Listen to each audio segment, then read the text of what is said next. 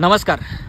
महाराष्ट्राच्या सामाजिक परंपरेला काळीमा फासणारी एक घटना घडली आहे। नाशिक जिल्ह्यातल्या मालेगाव तालुक्यामध्ये डोंगराळे नावाचे एक गाव आहे। त्या गावामध्ये एका 3 वर्षाच्या चिमुरडीवरती अमानुषपणे अत्याचार करून तिच्या तोंडावर दगड टाकून तिची निर्घृणपणे हत्या करण्यात आलेली आहे। खरतर काळजाचा थरकाप उडवणारी ही घटना आहे आणि ती घटना ऐकल्यापासून, पाहिल्यापासून किंवा न्यूज चॅनलवरती ती बातमी वाचल्यापासून आपल्या प्रत्येकाची तळपायाची आग मस्तकात गेली असेल। लोक म्हणतात की मुलींनी कपडे नीट घालावेत म्हणजे त्यांच्यावरचे अत्याचार कमी होतील, मुलींनी साड्या घालाव्यात म्हणजे त्यांच्यावरचे अत्याचार कमी होतील। मला सांगा, अरे 3 वर्षाच्या चिमुकलीनं कसली कपडे घालावेत? 3 वर्षाच्या चिमुकलीमध्ये कसली अश्लीलता दिसून आली? विजय खेरनार नावाच्या 24 वर्षांच्या नराधमानं या 3 वर्षाच्या चिमुरडीवरती अमानुषपणे अत्याचार करून तिची निर्घृणपणे हत्या केली ना, त्या नराधमाला भर चौकात फाशीची शिक्षा झाली पाहिजे। तर आणि तरच इथल्या न्यायव्यवस्थेवर लोकांचा विश्वास बसेल। कारण या महाराष्ट्रामध्ये आपण म्हणतो शिवछत्रपतींचा महाराष्ट्र आहे, त्याच महाराष्ट्रामध्ये आज खरंच स्त्रिया सुरक्षित आहेत का? आज या महाराष्ट्रामध्ये मुलींवरती अत्याचाराच्या घटना दिवसाला म्हणजे रोज एक घटना आपल्याला न्यूज मीडियावरती, प्रिंट मीडियावरती किंवा सोशल मीडियावरती वाचताना पाहायला मिळते। आज आपण अभिमानानं म्हणतो आपण शिवछत्रपतींच्या महाराष्ट्रात राहतोय। अरे पण त्याच शिवछत्रपतींच्या महाराष्ट्रात आज आपल्या इथल्या मुली, आपल्या इथल्या महिला खरंच सुरक्षित आहेत का? छत्रपती शिवरायांच्या काळात रांजेगावच्या पाटलानं एका स्त्रीसोबत बदअमल केला म्हणून शिवाजी महाराजांनी त्याचे हातपाय कलम केले, त्याचा चौरंग केला आणि त्याला भर चौकात बसवलं। म्हणजे येणाऱ्या जाणाऱ्यांनी पाहावं, लक्षात घ्यावं की स्त्रीकडे वाईट नजरेनं पाहणाऱ्याची या राज्यामध्ये काय अवस्था केली जाते। आज आपल्या महाराष्ट्रात इथल्या न्यायव्यवस्थेला, इथल्या प्रशासनाला कधी जाग येणार?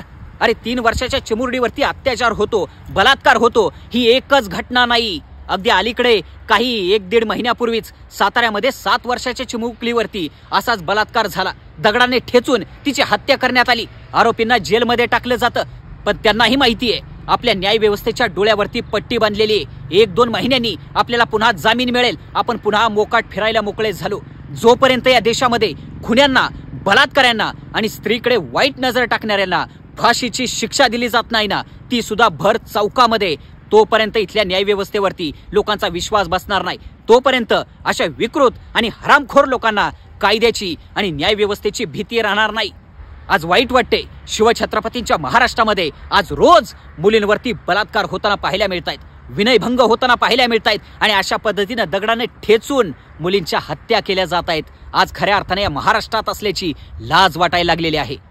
खरतर बऱ्याच वर्षांपूर्वी लोकशाहीर अण्णाभाऊ साठे म्हणाले होते की इथली व्यवस्था पैसेवाल्यांची आणि प्रस्थापितांची रखेल झालेली आहे आणि इथली संसद सुद्धा हिजड्यांची हवेली झालेली आहे। खरतर काय चुकीचं बोलले होते? आज सुद्धा या महाराष्ट्रामध्ये ज्या घटना घडतायत ना, त्या पाहिल्यानंतर लोकशाहीर अण्णाभाऊ साठेंचं ते वाक्य आज सुद्धा आपल्याला खरंच वाटायला लागतं। स्वतःच्या पोराबाळांच्या राजकीय कल्याणासाठी आपली अख्खी ताकद पणाला लावणारे इथले राजकीय नेते या 3 वर्षाच्या चिमुरडीला न्याय मिळवून देण्यासाठी खरंच मैदानात उतरणार का? या न्यायव्यवस्थेला खऱ्या अर्थानं आव्हान देणार का? हा माझा सगळ्यात मोठा प्रश्न आहे। अरे खरं तर या महाराष्ट्रामध्ये, नाशिकमध्ये घडलेली ही घटना ऐकल्यानंतर आपल्या तळपायाची आग मस्तकात जातेच, पण त्याचसोबत या घटनेमध्ये असणारा विजय खेरनार नावाचा जो मुख्य आरोपी आहे ना, त्याला जोपर्यंत भर चौकात फाशीची शिक्षा होत नाही ना, तोपर्यंत इथल्या वासनांध लोकांना कायद्याची आणि न्यायव्यवस्थेची भीती वाटणार नाही। तोपर्यंत तुमच्या माझ्या लेकीबाळी सुरक्षित राहणार नाहीत।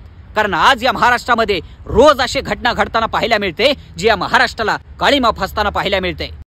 खरतर नाशिकमध्ये घडलेली ही घटना आहे ना, ती खऱ्या अर्थानं दुर्दैवी आहेच, पण आपण हातामध्ये केवळ मेणबत्त्या घेऊन रस्त्यावरती उतरलो म्हणजे आपलं काम संपलं असं नाही। केवळ 2 दिवस सोशल मीडियावरती निषेध व्यक्त केला म्हणजे आपलं काम संपलं असं नाही। अरे केवळ 5 दिवस, 10 दिवस, 15 दिवस सोशल मीडियावरती आपण पोस्ट टाकतो, निषेध व्यक्त करतो आणि त्यानंतर काय होतं?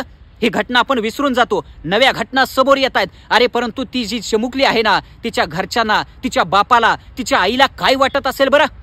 इथल्या न्यायव्यवस्थेकडून ज्यावेळी अशा घटनांमध्ये न्याय मिळत नाही ना, त्यावेळी खऱ्या अर्थानं इथल्या प्रत्येक सर्वसामान्य नागरिकाला आपण महाराष्ट्रात राहतोय, आपण या देशात राहतोय याची लाज वाटते। माझी या सरकारला आणि न्यायव्यवस्थेला विनंती आहे, नाशिकमध्ये घडलेली ही जी घटना आहे ना, त्या घटनेमधल्या मुख्य आरोपीला भर चौकात फाशीची शिक्षा द्या। ज्या पद्धतीनं 3 वर्षांच्या चिमुरडीला त्यानं दगडानं ठेचून मारले ना, अगदी लोकांसमोर त्याला दगडानं ठेचून मारा, तर खऱ्या अर्थानं या लोकशाहीचा विजय होईल, तर खऱ्या अर्थानं इथल्या न्याय व्यवस्थेवरती सर्वसामान्यांचा विश्वास बसेल। जय शिवराय।